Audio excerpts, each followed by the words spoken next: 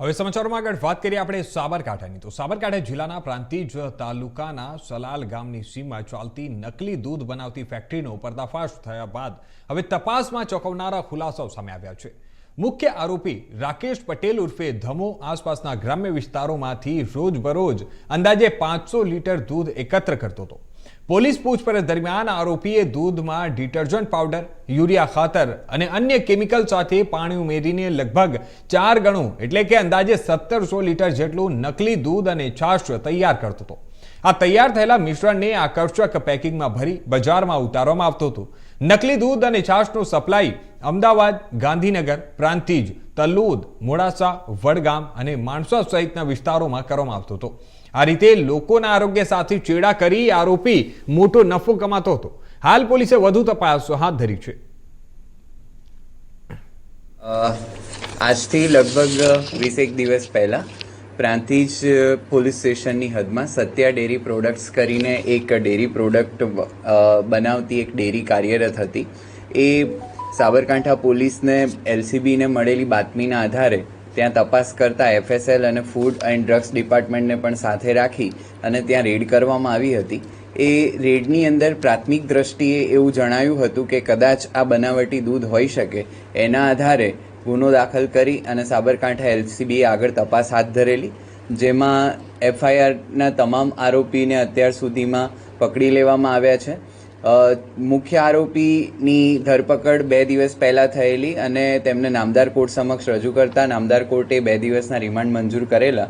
2 દિવસના રિમાન્ડ દરમિયાન પૂછપરછમાં જાણવા મળેલ કે લગભગ 500 લીટર જેટલી ક્વોન્ટિટીનું દૂધ એ આસપાસના ગામમાંથી આરોપી મેળવતો હતો અને એમાં પછી પાણી, whey powder, SMP powder, caustic soda, palmolein, soybean oil વગેરે જેવા અલગ અલગ પદાર્થો ભેળવી અને ક્વોન્ટિટી વધારી એટલે કે લગભગ 1700થી 2000 લીટર જેટલું દૂધ એમાંથી બનાવતા હતા અને આસપાસના ગામોમાં એ દૂધનું વેચાણ કરિયાણાની દુકાનો પર પણ પોતે પેકિંગ કરીને દૂધ અને છાશ એ બંને આપવામાં આવતું હતું।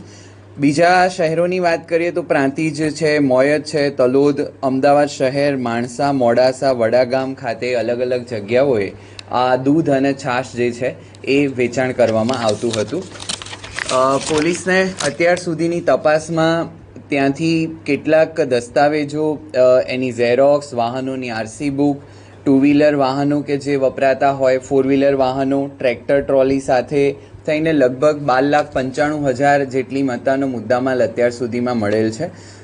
દસ્તાવેજો અને જોતા અને પૂછપરછ દરમિયાન અત્યારે હાલ એવું જાણવા મળ્યું છે કે આરોપી જમીન અને દુકાનોની દલાલીનું પણ ધંધો જે છે એ કરતા હતા અને એ લેવેચ કરીને કમિશન પણ મેળવતા હતા।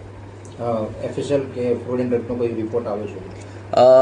એના માટેના સેમ્પલ્સ જે છે એ મોકલી આપવામાં આવેલા છે અને એ રિપોર્ટ હજી આવવા પર બાકી છે। રિપોર્ટ આવેથી આગળની કાર્યવાહી હાથ ધરવામાં આવશે। કોર્ટમાં રજૂ કર્યું, શું ત્યારબાદ શું કરવામાં આવ્યું?